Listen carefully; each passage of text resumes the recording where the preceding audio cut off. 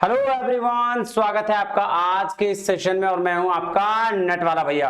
हाँ जी, चलिए करते हैं आज की क्लास की शुरुआत। लास्ट क्लास में हम लोगों ने कंज्यूमर के रिलेशनशिप मैनेजमेंट की बात करी थी और आज जो है वो हम बात करने वाले हैं कंज्यूमर एडॉप्शन प्रोसेस की।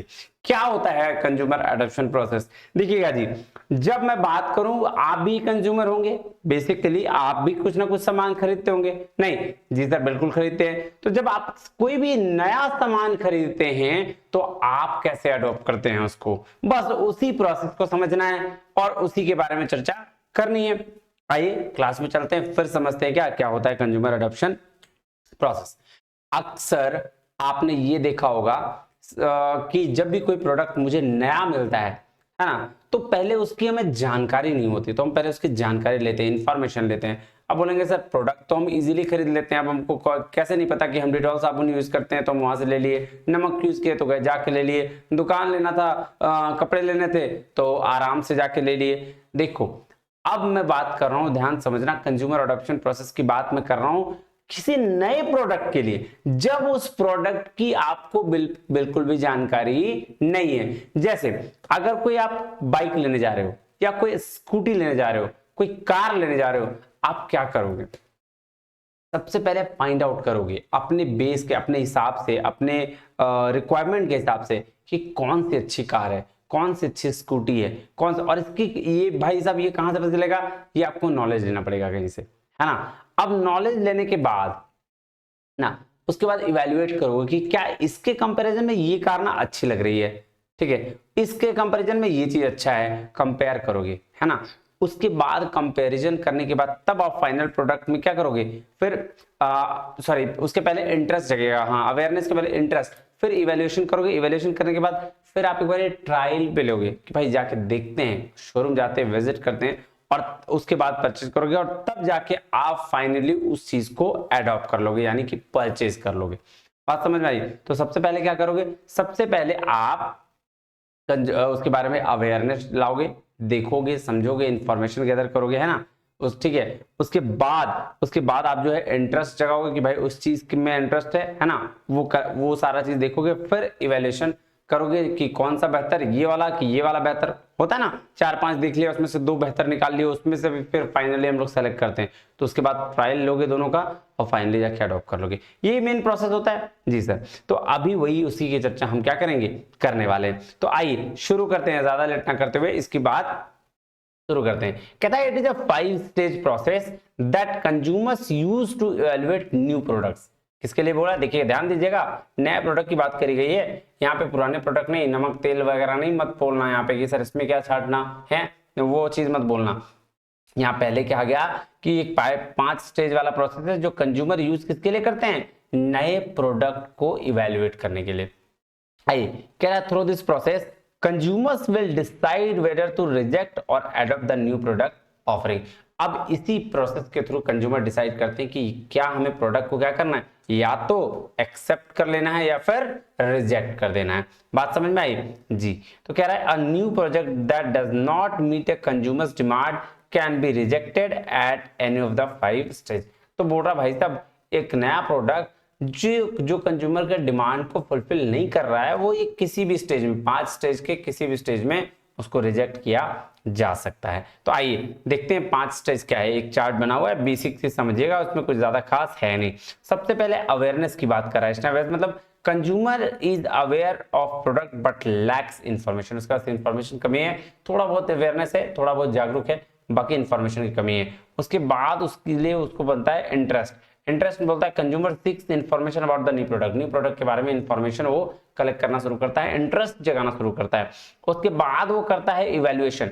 इवैल्यूएशन मतलब ये अच्छा है या ये अच्छा है। Consumer consider trying new product, ठीक है, कंसीडर करता है, विचार बनाता है। उसके बाद होता है trial. Consumer try new product on A small scale, छोटे बेसिस पर कंज्यूमर प्रोडक्ट को ट्राई करता है और फिर फाइनली जाके अडॉप्ट कर लेता है, यानी कि consumer decide to make regular use of product, यहां परचेज कर लिया। बात समझ में आई जी सर? आइए थोड़ा सा और चीज है, आइए देखते हैं। कह रहा awareness, this is simply the step where consumers discover that a product और service exist, is being offered by your business और ऑर्गेनाइजेशन। तो बोल रहा है वो ये पहला वो स्टेप है जहां पे सर्विस या प्रोडक्ट को ऑफर किया जाता है ऑर्गेनाइजेशंस के द्वारा। तो पहला स्टेप तो यही है। जैसे अगर मुझे कुछ बेचना होगा, कोई प्रोडक्ट, मान लो कि मुझे टी शर्ट्स बेचने होंगे, तो मैं बताऊंगा भाई टी शर्ट्स ये वाला है, बहुत अट्रैक्टिव है ना, इस तरीके से मैं आपको अवेयर करूंगा। फिर दूसरा है इंटरेस्ट। इंटरेस्ट तो आप इसको देखोगे समझोगे कंज्यूमर के तौर पर, फिर उसके बाद आप इसमें इंटरेस्ट जगाओगे कि भाई क्या मुझे ये लेना चाहिए नहीं लेना चाहिए, देखोगे समझोगे। कह रहा once people know about your offering, आपकी ऑफरिंग के बारे में अगर जान जाएंगे, then may look to gather more information on it and develop their interest further. तो बोल रहा है एक बार आप उसके बारे में अवेयरनेस फैला दोगे तो आप क्या करेंगे, पीपल उसके बारे में जानने की कोशिश करेंगे कि भाई ये चीज जो है, ये प्रोडक्ट क्या सही है क्या गलत है नहीं है, और उसमें इंटरेस्ट लेना शुरू करेंगे। और उसके बाद इवेल्युएट करेंगे किसी अदर प्रोडक्ट से जो आपके प्रोडक्ट के जैसा है। देखिए कह रहा next up the consumer will take all of the details they have acquired and make a judgment on the whether the product or service suits them। तो क्या प्रोडक्ट और सर्विस सूट करता है, उस बेसिस पर फिर क्या करेंगे, इवैल्यूएशन करेंगे और फाइनली उसके बाद क्या करेंगे, ट्रायल करेंगे। कह रहा this is where the consumer may seek to sample a product or service in order to get a feel for whether it is suitable। कह रहा था trial might come in the form of a literal free trial or it simply involves the first purchase of the production in the question. तो ये बात trial को दो तरीके से कंसीडर किया गया। एक तो मतलब फ्री ट्रायल के तौर पर, जैसे अगर कोई प्रोडक्ट खरीद रहे, मान लो कि मैगी वैगी जब नए नए में आई थी ना, तो लोग ट्रायल करा रहे थे कि चलो ठीक है टेस्ट करके बताओ कैसा है क्या नहीं है, तो वो हो गया प्रोडक्ट ट्रायल। दूसरा प्रोडक्ट ट्रायल क्या कहा जाता है, जब आप पहली बार कोई प्रोडक्ट को खरीदते हो तो उसको ट्रायल ही कहा जाता है। उसके बाद होता है एडॉप्शन, जब आप चीजों को रेगुलर यूज में लेके आ चले जाते हो। तो कह रहा है adoption is arguably the most critical production adoption stages, and this is when the consumer choose to adopt or stick with a product or service, while alternatively they may simply reject it and looks elsewhere। तो बोल रहा है ये last वैसा option है जहां पे consumer या तो उसके बेनिफिट्स के हिसाब से प्रोडक्ट क्या करेगा, खरीद लेगा या अडॉप्ट कर लेगा, या फिर उसको रिजेक्ट कर देगा। तो ये क्या था, ये था जी कंज्यूमर एडॉप्शन साइकिल की एक कंज्यूमर किसी भी नए प्रोडक्ट को कैसे अडॉप्ट करता है। बात समझ में आ गई जी सर। अब चलिए दूसरा है टेक्नोलॉजी एडॉप्शन साइकिल।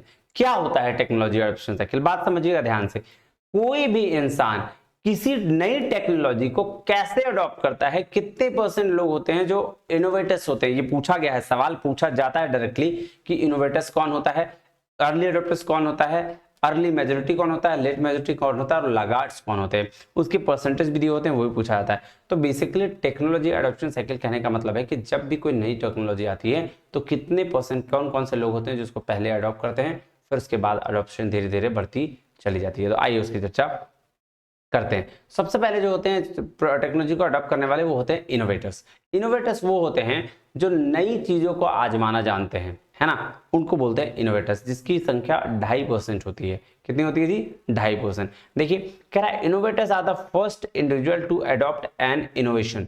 इनोवेशन को अडॉप्ट करने के लिए फर्स्ट इंडिविजुअल यही होते हैं। बात समझ में आई जी सर। उसके बाद क्या कह रहा है, innovators are willing to take risk. Innovators क्या होता है, रिस्क को लेने के लिए वो विलिंग होते हैं। कह रहा है यंगेस्ट इन एज, आपके एज में क्या होते हैं, यंगेस्ट होते हैं। Have the highest social class, highest social class होता है। Have great financial liquidity, very social and have closest contact to the scientific resources and interaction with the other innovators. तो मिला जुला के इनोवेटर्स की अगर बात करें तो इनोवेटर्स जो हैं वो रिस्क लेने वाले होते हैं और वही उस प्रोडक्ट को करते हैं जो का हाई सोशल क्लास होता है, जो इनोवेटिव खुद होते हैं। कह रहा risk tolerance has them adopting technology which may ultimately fail, financial resources help absorb these failures। तो बोल रहा है क्या कि रिस्क टॉलरेंस जो है वो टेक्नोलॉजी को अडॉप्ट करने का वो अल्टीमेटली फेल हो चुका है, तो अब फाइनेंशियल रिसोर्सेज क्या करते हैं, एब्जॉर्ब करने में उसकी मदद करते हैं। उसके बाद क्या कर रहा है, अर्ली एडॉप्टर्स। अब ये कौन लोग होते हैं, ये वो लोग होते हैं ना कि थोड़ा थोड़ा मार्केट में जब चीजें आने लगेगी तो फिर इसको अडॉप्ट करना शुरू करेंगे। वो कितने % होते हैं, 13.5% होते हैं। देखिए कह रहा है this is the second fastest category of individual who adopt an innovation. एक इनोवेशन को अडॉप्ट करते हैं।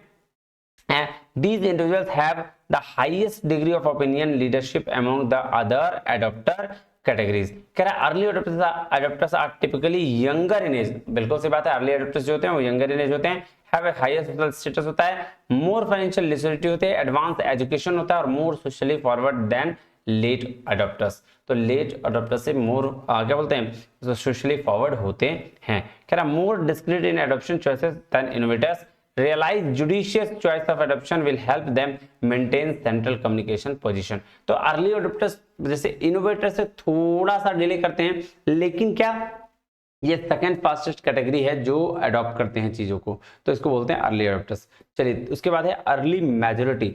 यहाँ होता है कि जब सबको पता चल जाता है ना तो ये प्रोडक्ट करते हैं और इसकी परसेंटेज संख्या होती है 34। ठीक है, तो अर्ली मेजॉरिटी मतलब जो लोगों को पता पूरा चल गया है, अब ये चीजें खरीद रहे हैं, अब इसके हाथ में। देखिएगा क्या रहा है, individual in this category adopt an innovation after a verifying degree of time, मतलब बहुत सारे लोग ले लिए, देख लिए प्रोडक्ट सही है तो अब ये चीजें लेंगे। कह रहा है this time of adoption is significantly longer than the innovators and early adopters.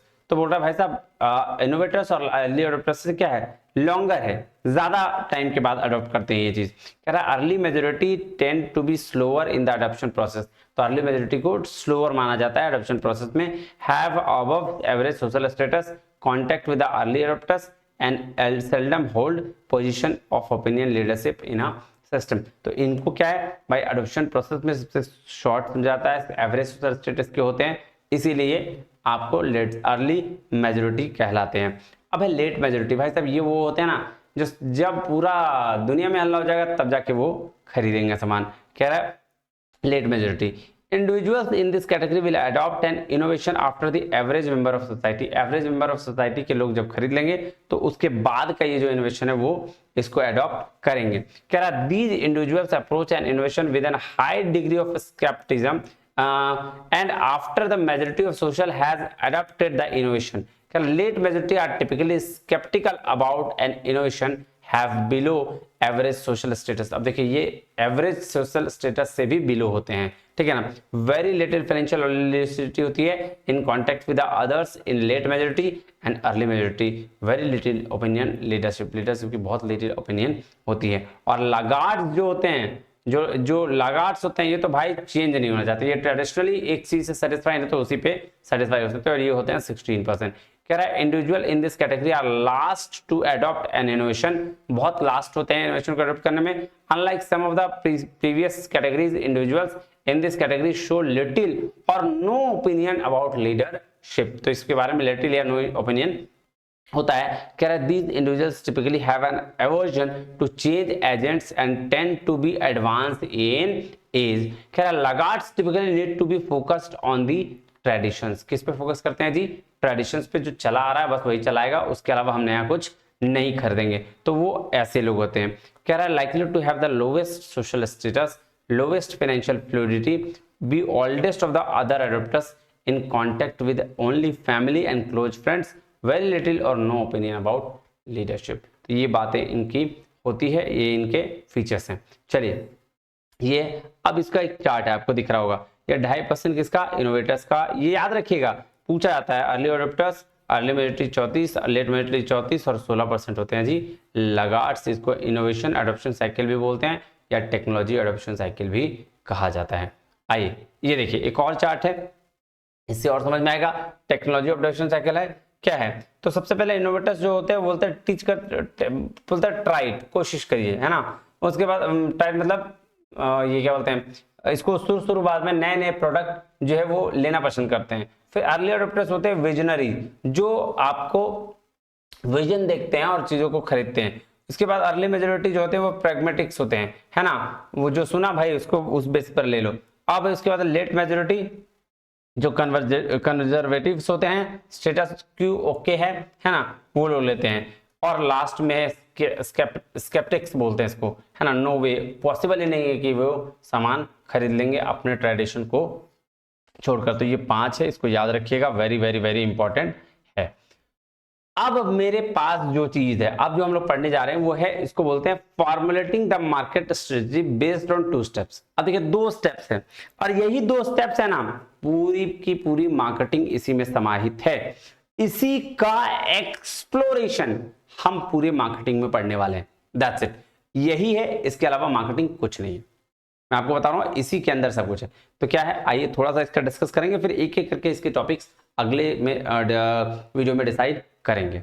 आइए, सबसे पहले क्या है, सेगमेंटेशन, टारगेटिंग एंड पोजिशनिंग। तो एसटीपी क्या है? एसटीपी, तो जब भी हम कोई भी प्रोडक्ट बनाते हैं तो उसके लिए हमें एसटीपी फॉर्मूला लगाना पड़ता है। अब एसटीपी कैसे लगाते हैं?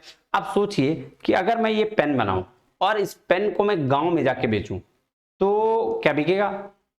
जो पढ़े लिखे नहीं है उनके पास नहीं सर, बिल्कुल, क्योंकि ये पेन का यूज कहाँ है सर? स्टूडियो में है। जो पढ़े लिखे लोग हैं, जो पढ़ा सकते हैं, पढ़ सकते हैं, वहां इसका यूज है।